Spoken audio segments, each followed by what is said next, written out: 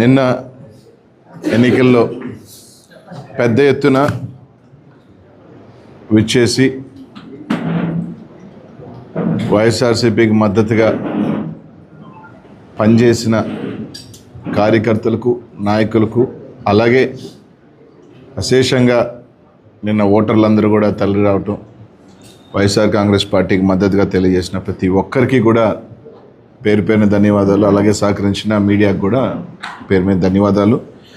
ఏదైతే నన్ను ఎంపీగా ప్రకటించిన తర్వాత గత 2 నెలలుగా మా శాసనసభ్యులు అందరూ కూడా 7 మంది శాసనసభ్యులు అభ్యర్థులు సహకారంతో మా నాయకులు, కార్యకర్తలు, కొత్త అయిన ప్రతి ఒక్కరూ కూడా దగ్గరుండి నన్ను ముందుకు నడిపించడం, అలాగే నిన్న పెద్ద ఎత్తున కూడా ఓటర్లందరూ కూడా తప్పకుండా వైఎస్ఆర్ కాంగ్రెస్ పార్టీని మా 7 మంది శాసనసభ్యుల్ని ఎంపీగా నాకు కూడా తప్పకుండా జగన్మోహన్ రెడ్డి గారిని మళ్ళీ ముఖ్యమంత్రిని చేసుకోవాలన్న తపన వాళ్ళ ఇది కూడా నిన్న కనిపించడం కూడా జరిగింది.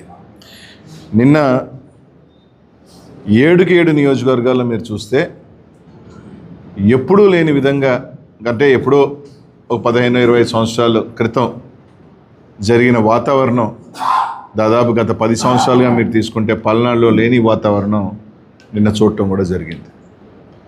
నిన్న ఏదైతే ఏకపక్షంగా వైఎస్ఆర్ కాంగ్రెస్ పార్టీకి ప్రజలు మద్దతు తెలియజేస్తూ ఉన్నారు, మా శాసనసభ్యులు గెలుస్తూ ఉన్నారు నాకు సంకేతం వెళ్ళిన తర్వాత నిజంగా పోలీస్ని ప్రత్యేకంగా చెప్పుకోవాలి.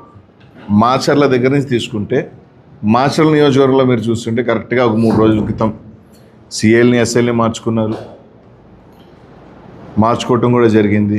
మార్చుకున్న దగ్గర నుంచి నిన్న మీరు చూడండి, ప్రతి నియోజకవర్గంలో పోలింగ్ దాకా, పోలింగ్ తర్వాత తెలుగుదేశం చేసిన అరాచకం అందరూ కూడా చూశారు.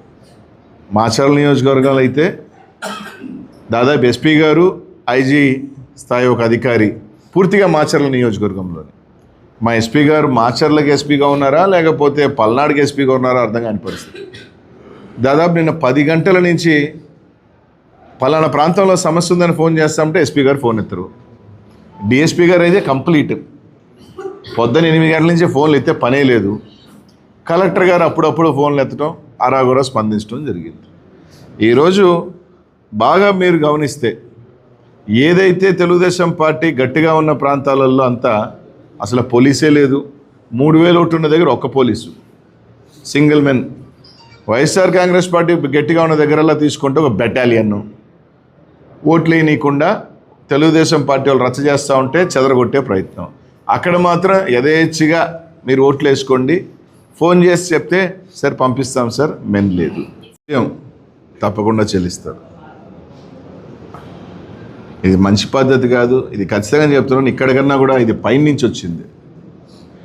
ఇది ఒక సిస్టమ్ ప్రకారం, ఒక ప్లాన్ ప్రకారం తీసుకున్న కార్యక్రమం. ఎందుకంటే గతంలో గత 4-5 సార్లు జరిగినాయి, ఇంత ఎత్తుగా ఎడవ చిన్న ఘటనలు జరిగినాయి. కానీ ఊర్లూర్ల మీద దాడులు కానీ, ఊర్లూర్ల మీద గొడవలు కానీ ఈ మధ్యకాలంలో నాకు తెలిసిన లోకల్ ఇన్ఫర్మేషన్ ప్రకారం కానీ, స్థానిక మా పెద్దలు శాసనసభ్యులు కానీ చెప్పిన ఎక్కడా లేదు. మా ఎస్పీ గారు, పాపం మా ఐజీ గారు, సిఐలు, ఎస్ఐలు మాకే ఫోన్లు ఎత్తన వాళ్ళు. ఇంకా ఎవరికి ఫోన్లు ఎత్తుతారండి? ఎవరికి ఫోన్లు ఎత్తుతారు? కలెక్టర్ గారు అయితే పాపం చేస్తే స్పందిస్తానంటాడు, స్పందించే లోపల పని అయితే అయిపోతూ ఉంది. బట్ అయినా పల్నాడు ప్రజల విజ్ఞతతో, పెద్ద మనసుతో చేశారు. మా కార్యకర్తలు, నాయకులు అందరూ కూడా ఎన్ని ఇబ్బందులు వచ్చినా, ఎన్ని అడ్డంకులు వచ్చినా, వాళ్ళు ఎంత అరాచకం చేసినా, దారుణం. నిన్న పాకాలపాడులో తలకాయ బాగా కొట్టిన తర్వాత కట్టుకొట్టుకుని ఏజెంట్కి వస్తే మళ్ళీ కాలు కొట్టారు. కట్టుకొట్టుకొని బూతుకు వస్తే ఈడు మళ్ళీ వచ్చాడని కాలు కొడితే కూడా మళ్ళీ కాలు కొడుతుంట. అట్లాంటి ఎన్ని చేసినా, ఎన్ని భయభ్రాంతులకు గురి చేసినా నిలబడి పోరాటం చేసి అడ్డగా నిలబడిన మా కార్యకర్తలు అందరికీ కూడా ధన్యవాదాలు. అటు వాళ్ళందరూ కూడా భరోసా ఇస్తూ ఉన్నాం. తప్పకుండా వాళ్ళందరికీ అండా ఉంటాం. ఖచ్చితంగా భగవంతుడి దయ వల్ల అన్నీ మంచి జరుగుతాయి. బదిలా కూడా అదే స్థాయిలోనే ఉంటుంది. ఎక్కడ ఇచ్చింది పల్నాడులో ఇచ్చింది తిరిగి ఇచ్చేయటం అలవాటే అంటారు. సరే, రెట్టింపుగా ఆ భగవంతుడి ఆశీస్సుల్లో ఉంటుందని మాత్రం అనుకుంటున్నాను.